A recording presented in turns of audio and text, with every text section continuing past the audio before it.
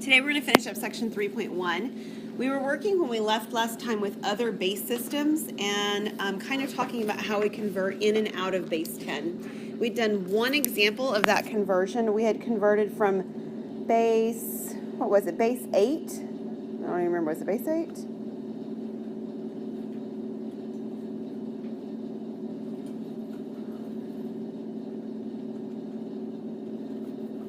No, it was base 2. The one that we had done last time was base 2. Base 2 into base 10. All right, so we're going to do one now from base 12 into base 10. So if you remember the basic idea, not the basic idea, but the first place we started is we started by listing the place value holders. So there's always a place value holder of 1. And then we go up from there. So then we've got, this is base 12. So we've got the 12's place, and we have 12 squared. Okay. We only need 3 place values on this one because there's only 3 values given to us, T0, 0. All right? So 12 squared would be what number? 144. And we have the numbers T, 0, and 0. So obviously 0 is highly uninteresting. And T doesn't really look like any number that I've ever used, at least not in base 10. What value does T hold for us in base 12? 10. So this is the value of 10. So basically I have 10 bags of crayons that each have 144 in them, or some variety of that right there. 0 that have 12, and 0 leftover ones. And if you were to multiply, and we don't really have to add in this case because 2 of them are zeros, but if you were to multiply these and add them up, what value do you end up getting for this? 1440. 1440. So the number T00 in base 12 is equivalent to 1440 or 1440 in base 10. Now I didn't mention it last time, but this is a good spot to mention it. You'll notice on both the 9 and the 1440, I don't have a subscript written down there, correct? These are both numbers in base 10. You can write the word 10 beneath them or to the side of them if you'd like, but we are understood to be in base 10 if nothing is written. So if you're not in base 10, you have to write it down. But if you're in base 10, you can leave it off. All right? Now we're going to go the other direction. So this was, if you'll remember, from base whatever into base 10, and the key was to multiply. So if you think about most of our operations in mathematics, we have 2 directional operations, right? So if you go one way, you do something, and if you go back the other way, you do the opposite operation. So what do you suppose this one's opposite operation is? If the first one was multiply, then this one will be to divide. So when we're converting from base 10, our system, into some other base system, we're going to divide. So the key here is division, or to divide. And again, that's one of those things that I would make sure that you write down on a note card some point in the future for a test, just so that you don't flake out and be like, oh my word, now I don't remember which one's which direction went which way, okay? So the step 1 in this process is to consider the expanded form for the base. Now we kind of did that on these already, right? We wrote down the place values. We have to do that with multiplication or with division, either way. So that's kind of the same step. And then the second one is to use the division scaffold, and we've already practiced that. We've done the division scaffold at least twice because we did it with the Babylonians and with the Mayans. So we're going to do them yet again with our base whatever else systems that we're working with now. So let me take a look with you, and as an example, we're going to use our number 11,028, and we're going to turn it into base 4. So the first thing that we would do is we need to figure out how many place values we need. And the way we do that is by writing out the powers of 4. So we have the 1's place, we have the 4's place. The next one is 4 squared. What's 4 squared? 16. Yeah, it's not a game you play on the playground, right? Well, it is, but not today. And then we have 4 cubed. What's 4 cubed? 64. 4 to the 4th?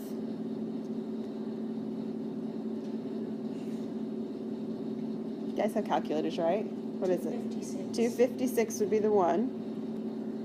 4 to the 5th?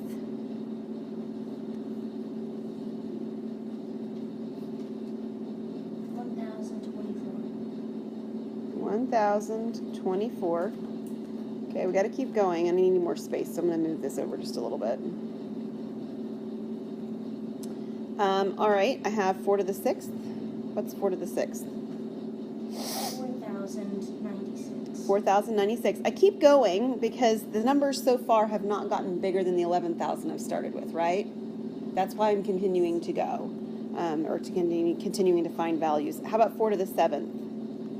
16,384. Thank you, Caitlin. And that one's too big, right? Yes. Yeah. So we're done now. We don't have to keep going. This one was too big. We are going to use these values. 1, 2, 3, 4, 5, 6, and 7. There's 7 different values we're going to divide by. And we will divide 7 times. Okay, we have to divide by all of them, even if some of them give me zeros. So we're going to do our division scaffolding. We put the 11,000 underneath the hat, 11,028, and we divide by the biggest value that we can, and that was our 4,096. So if you grab your calculator and you want to know how many whole number times 4,096 will go into 11,028, what do you get?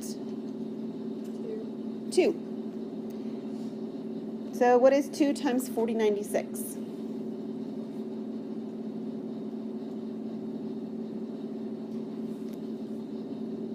Don't everybody answer all at once. 8,192. Thank you. 8,192.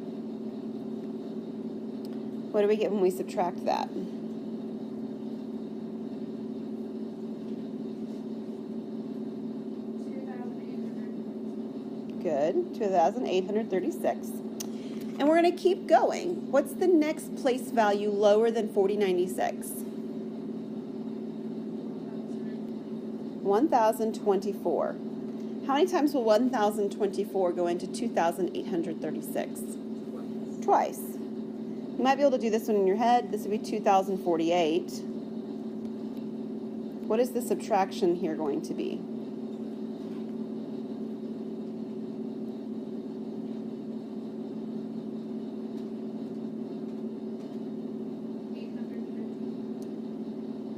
That sounds too big.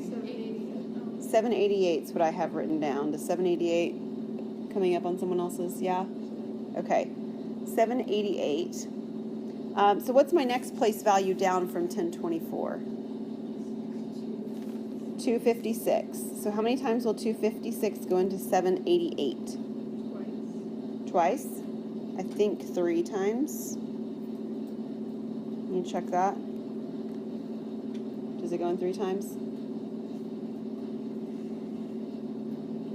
You don't have a calculator? It does? Okay. Nicole, what's 3 times 256? 768.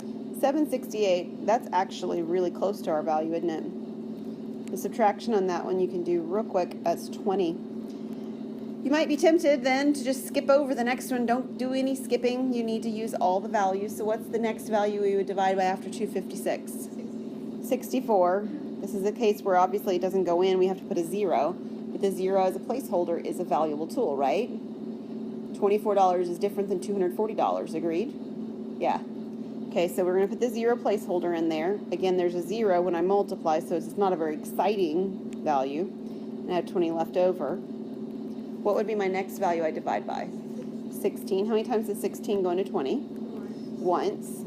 Yeah, calculators aside, don't need them right now. Subtract, I get 4, so divide by 4, and I have a 1. 4 goes into 4 one time. And again, you might be tempted to think you're done at this point. You're not done until you divide by 1. Obviously, 1 doesn't go into 0, or it goes into 0 times. I'm sorry. Yeah, I said that right. I did. So we get a remainder of 0. So this is when we're done. We're done when we've divided by 1 and we have the remainder of 0 both happening. And then if you'll remember from, man, it's like a week ago almost at this point, the answer then is right here. All of those numbers, and because we're working in a number system, not like the Babylonian system, those numbers themselves are actually our answer. The top number is written first. So we have 2, 2, 3, 0, 1, 1, 0. And it's base 4. So we will put a subscript of 4.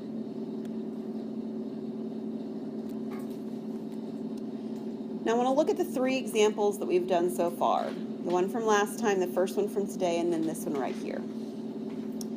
I would like for you to consider the value you were given with the value that you get for the final answer. In other words, this number, 11,028, is a base 10 number, and in base 4, the number looks like 2230110. Over here, in base 2, the number looked like 1001. But in base 10, it was just 9. This one down here, in base 12, it looks like T00. But in base 10, it looks like 1440. Can you make any speculations about the size of the base compared to the length of the number? What does it appear is happening?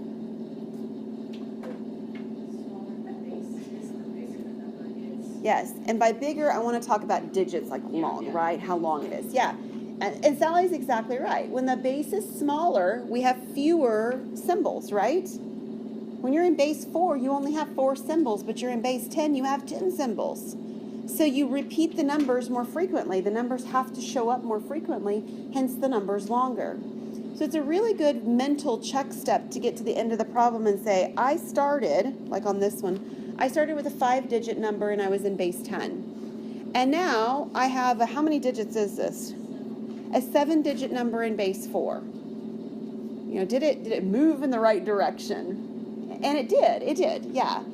Smaller base 4, more digits long. Okay, that'll always happen.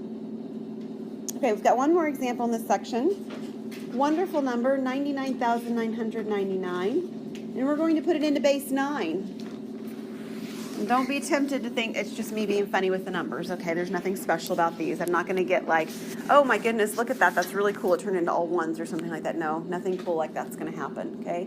But do recognize and remember, base 9 has no 9s, okay? When you're doing this division scaffolding over here, if ever you got a number bigger than 3, you did something wrong. Because when you do the division, the numbers should always be 0, 1, 2, or 3. That's all you can get because that's all the digits you have in base 4. Okay? All right, so we're going to do this 99,999, and we're going to start the same way we did before. I need the 1's place and the 9's place. And then I'm going to have 9 squared. Y'all know what 9 squared is. It's 81. You may not know what 9 cubed is, so grab a calculator if you don't. What is 729 would be the right number. How about 9 to the 4th? 6,561. Okay, and 9 to the 5th?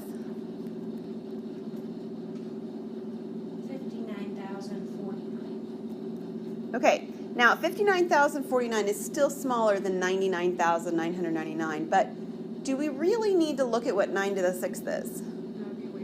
It'd be way bigger because we're pretty close already. I mean, like we're like half as big, but if you just double it, you're going to be way too big, right? So we can actually know that we can stop right there. If you don't recognize it at that point, you try one bigger, you're going to know you can't use it anyway. These are the values we need. So our first value we're given, the 9,999, I'm going to go under my top hat, and I'm going to be dividing by 59,049, and it will go in exactly once. I mean, right? Not exactly, but once. It won't go in more than once. So our 59,049. So what's 99,999 minus 59,049?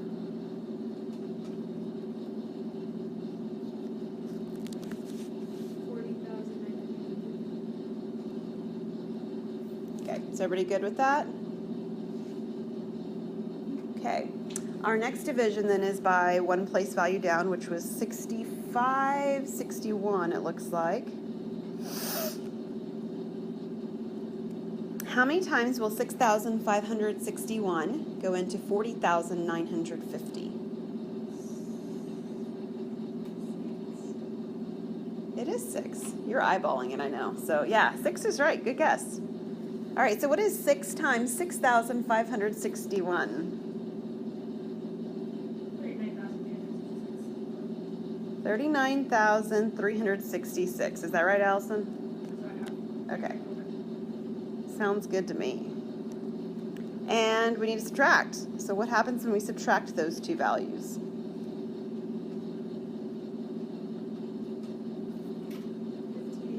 $15.84 it is.